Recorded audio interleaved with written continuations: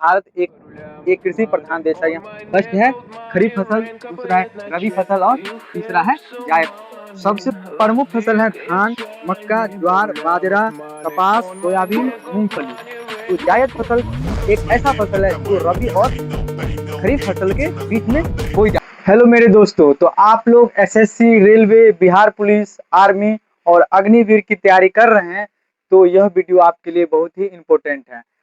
आज हम देखेंगे जो भारत के जो प्रमुख फसल है वो कितने प्रकार के हैं। इस टॉपिक से आपके किसी भी एग्जाम हो, किसी भी प्रतियोगिता परीक्षा हो, उसमें एक दो प्रश्न आता ही आता है। तो चलिए बिना टाइम गवाए हुए हम लेक्चर को स्टार्ट करते हैं। तो जैसा कि हम जानते हैं, भारत एक एक कृषि प्रधान देश है। यहाँ कई प्रकार का फसल होता है मौसम के अनुसार। तो इसी मौसम के अनुसार जो भारत में फसलें हैं उसको तीन भागों में बांटा गया है। जो फर्स्ट क्या है?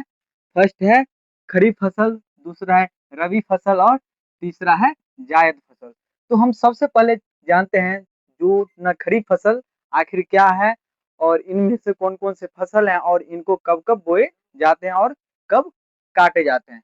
तो जो भी खरीफ फसल है उसका जो बोने का समय है वो है जून से जुलाई। जो इनका जो रोपनी होता है, हम जो ग्रामीण भाषा में बोलते हैं उसका रोपनी जो होता है वो होता है जून जून से जुलाई के बीच में। और जो इनका जो कटाई होता है वो होता है सितंबर से अक्टूबर के बीच। और जो खरीफ फसल है वो न मुख्यतः किस पे निर्भर करता है? मानसून की वर्षा पे निर्भर करता है। और इसमें क्या होता है? अधिकतम तापमान और अधिक वर्षा की आवश्यकता होती है। एग्जामिनर आपसे क्वेश्चन करेगा जो न खरीफ फसल में क्या क्या चीज की आवश्यकता होती है, तो इसमें अधिक तापमान की आवश्यकता होती है और अधिक वर्षा की। और जो खरीफ फसल है यह मुख्यतः मानसून पे निर्भर करता है। अब जानते हैं जो जो इनमें से कौन कौन से फसलें हैं। इनमें से सबसे प्रमुख फसल है धान, मक्का, ज्वार, बाजरा, कपास, सोयाबीन, मूंगफली। जैसा कि हम लोग जानते हैं ये जो मक्का है, जो कई भी अन्य राज्य हैं मक्का को हम न खरीफ फसल में भी लगाते हैं और रबी फसल में भी लगाते हैं। तो अब हम इसको याद करने का हमने एक तरीक बनाए हैं। धाम जवा कासो, धाम जवा कासो। ध से हो गया धान, मौ से हो गया मक्का, जौ से होगा ज्वार, अब ब से हो गया बाजरा और क से हो गया कपास और सो से हुआ सोयाबीन। ये हुआ खरीफ फसल याद करने का ट्रिक। अब जो हमारा दूसरा फसल है वो है रबी फसल। तो रबी फसल एक हमारे लिए बहुत प्रमुख फसल है, क्योंकि इसमें दलहन, तिलहन और गेहूं सबका फसलें होती हैं। तो चलिए हम जानते हैं जो इनका रोपनी कब होता है। तो इनका रोपनी होता है अक्टूबर से नवंबर में, और जो कटाई होता है यह मार्च से लेकर अप्रैल महीना में इनका कटाई हो जाती है। तो इनके लिए क्या होता है? इन फसलों के लिए ठंडी जलवायु की आवश्यकता होती है। और दूसरा, इन फसलों में हमें कम वर्षा की आवश्यकता होती है। और इनमें जो प्रमुख फसलें हैं वो है गेहूं, चना, मटर, सरसों, जौ, अलसी, आलू और सूर्यमुखी। जितने भी फसल हैं जैसे दलहन हो गया, तिलहन हो गया, ये सभी के सभी क्या है? रबी फसल। तो रबी फसल याद करने का भी हम बनाए एक ट्रिक, जो है गे चौ म सु ज। जिसे गे से हो गया गेहूं, चौ से चना, मौ से मटर, सौ से सरसों और जौ से जौ। अब देखिए जो हमारा तीसरा फसल है वो क्या है? जायद फसल। तो जायद फसल एक ऐसा फसल है जो रबी और खरीफ फसल के बीच में बोई जाती हैं।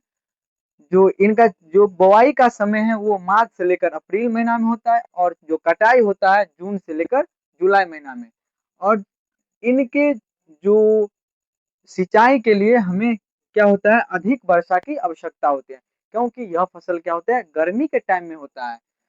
क्या होता है? गर्मी के टाइम में। और इनमें जो प्रमुख फसल है वो क्या है?